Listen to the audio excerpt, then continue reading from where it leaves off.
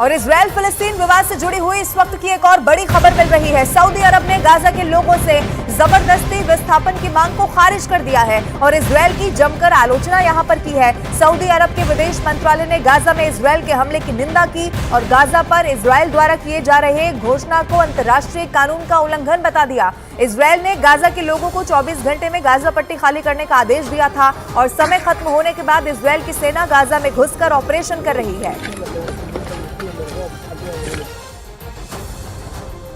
Israel की सेना ने हमास के एक ठिकाने को तबाह करने का दावा कर दिया। इजराइल की सेना के मुताबिक हमास के लड़ाके उस ठिकाने से इजराइल के टैंकों को निशाना बनाने की कोशिश कर रहे थे, जिसे उसके सैनिकों ने नाकाम कर दिया।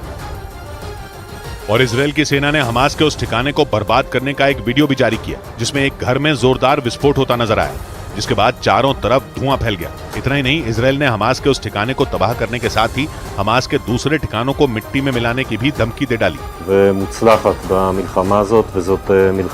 7 अक्टूबर को हमास के इजराइल पर ताबड़तोड़ हमले के बाद इजराइल ने हमास को मिटा देने की कसम खाई। इसीलिए इजराइल की सेना ने हमास के ठिकानों को ढूंढ कर उन पर हमला करना शुरू कर दिया। लेकिन आरोप लगा कि इजराइल के इन हमलों में गाजा के आम लोग भी मारे जा रहे हैं। हालांकि इजराइल की सेना ने दावा किया कि गाजा के लोगों से उसकी कोई दुश्मनी नहीं है, इसलिए उसने इंसानियत के नाते उत्तरी गाजा के लोगों को वहां से निकलने की चेतावनी भी दी, ताकि हमास से जंग में गाजा के मासूम लोगों पर आंच न आए। इजराइल की सेना ने साफ किया कि उसकी लड़ाई चरमपंथी संगठन हमास के खूंखार लड़ाकों से है, न कि गाजा के आम लोगों से। गाजा के नागरिक उसके दुश्मन नहीं है। इजराइल की सेना ने अपने बयान में दो टूक कहा कि वो हमास की तरह क्रूर नहीं है जो बेकसूर लोगों का खून बहाए, इसलिए उसने उत्तरी गाजा के लोगों को इलाका खाली करने को कहा है, ताकि इजराइल की हमास से जंग में फिलिस्तीन के आम लोगों की बलि न चढ़े। क्योंकि हमास और फिलिस्तीन दोनों में एक फर्क है। फिलिस्तीन के लोग अरब मुस्लिम हैं जो अपने लिए एक आजाद देश चाहते हैं। दुनिया के सामने पीए यानी पैलेस्टीनियन अथॉरिटी उनका प्रतिनिधित्व करती है, जिसे यूएन भी मान्यता देता है। लेकिन हमास वहां का एक चरमपंथी संगठन है, जिसका मकसद इजराइल को मिट्टी में मिलाना है। और अपने इस मकसद के लिए हमास बेरहमी की किसी भी हद तक जा सकता है। वो इजराइल पर रॉकेट गिराता है, उसके लड़ाके इजराइल में घुसकर सरेआम लोगों पर हमले तक करते हैं। हालांकि हमास और पैलेस्टीनियन अथॉरिटी दोनों का मकसद एक ही है, फिलिस्तीन के लोगों के लिए अलग देश बनाना, जिसमें वेस्ट बैंक, पूर्वी यरूशलेम और गाजा पट्टी जैसे इलाके शामिल होंगे। वेस्ट बैंक के कुछ हिस्से पर पैलेस्टीनियन अथॉरिटी का राज है, बाकी का इलाका इजराइल के कब्जे में है। वहीं गाजा पर पूरी तरह से हमास का कंट्रोल है। हालांकि मकसद एक होने के बावजूद हमास और पैलेस्टीनियन अथॉरिटी के तरीके बिल्कुल अलग हैं। इसी वजह से दोनों की आपस में बनती भी नहीं।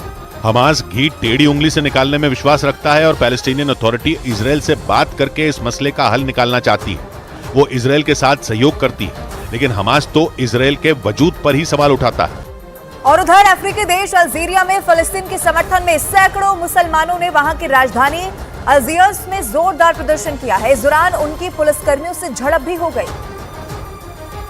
जिसके बाद पुलिस ने उन पर सख्ती बरती, मगर इससे तो माहौल और ज्यादा बिगड़ गया। प्रदर्शनकारी शांत होने की बजाय भड़क गए और वो पुलिस वालों से भिड़ गए, जिसके बाद पुलिस ने कई प्रदर्शनकारियों को हिरासत में लिया, जबकि कुछ को तो गिरफ्तार भी कर लिया गया। लेकिन इसके बावजूद अल्जीरिया में सड़कों पर उतरे सैकड़ों मुस्लिमों ने काफी देर तक फिलिस्तीन के समर्थन में प्रदर्शन किया। प्रदर्शनकारियों ने गाजा में इजराइल के हमलों की निंदा की। और उधर खबर यह भी है कि इजराइल ने लेबनान में हिजबुल्लाह के ठिकानों पर भीषण बमबारी कर दी है, जिसके बाद हिजबुल्लाह के टॉप नेता ने भी अपने लड़ाकों को इजराइल के खिलाफ तैयारी तेज करने का आदेश दे दिया। यानी अब फिलिस्तीन और इजराइल की जंग और ज्यादा भीषण होने वाली है। खबर के मुताबिक इजराइल की सेना ने हिजबुल्लाह के ठिकानों को निशाना बनाते हुए लेबनान में भी हमले शुरू कर दिए, जबकि पहले ही गाजा में इजराइल की फौज कहर बरपा रही है। हमास के लड़ाकों को चुन चुन कर मारा जा रहा है, ताकि हमास का वजूद ही मिटा दिया जाए। लेबनान इजराइल की बॉर्डर पर आसमान में धुएं का ऐसा गुबार उठता दिखाई दिया, जिसको देखकर ऐसा लगा मानो वहां किसी ने आग लगा दी हो।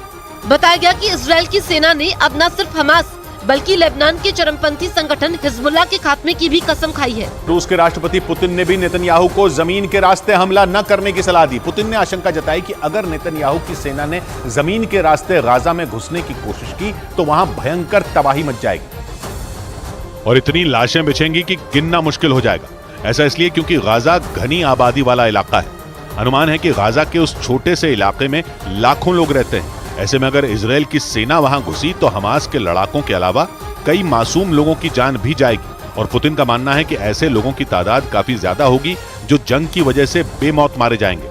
Уж точно никогда не учитывали коренных интересов палестинского народа.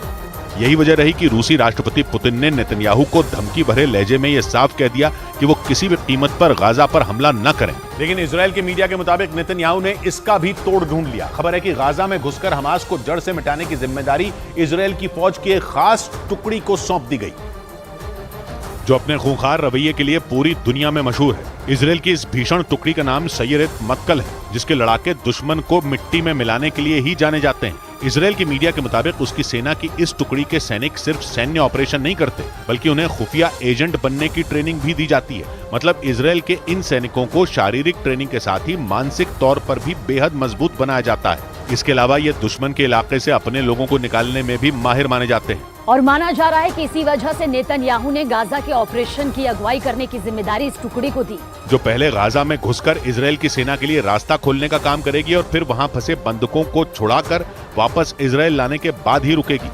मुसीबत तब और बढ़ गई जब ईरान ने भी उसे खुली धमकी दे दी। इजराइल की मीडिया के मुताबिक ईरान ने चेतावनी दी कि अगर गाजा पट्टी पर बमबारी नहीं रुकी तो लेबनान का चरमपंथी संगठन हिजबुल्लाह भी इजराइल के खिलाफ जंग का बिगुल बजा देगा।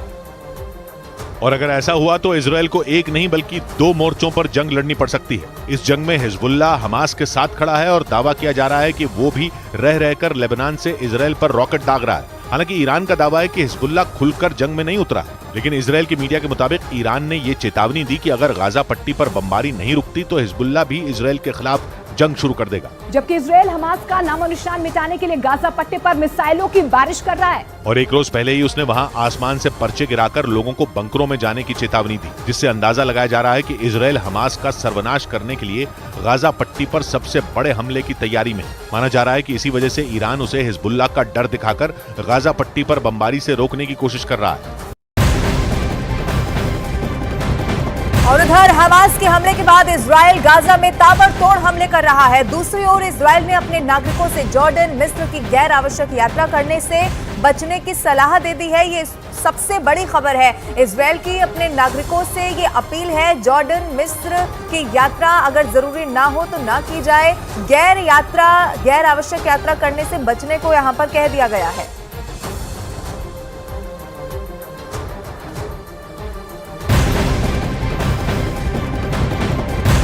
और इजराइल की सेना गाजा पट्टी में घुसकर ऑपरेशन शुरू कर चुकी है। इससे पहले इजराइल ने गाजा के लोगों को 24 घंटे में गाजा खाली करने का आदेश जारी कर दिया था, और जिसके बाद गाजा के अल अवदा में एक हॉस्पिटल में अफरा तफरी का माहौल देखा गया। जो तस्वीरें वहां से सामने आई वो भी आपके टीवी स्क्रीन पर हम आपको दिखा रहे हैं। लेकिन 24 घंटे का अल्टीमेटम जो अब समाप्त होने पर है, और इसीलिए माना यह जा रहा है कि अब जो इजरायली सेना है वो गाजा में घुस चुकी है, ऑपरेशन शुरू कर चुकी है।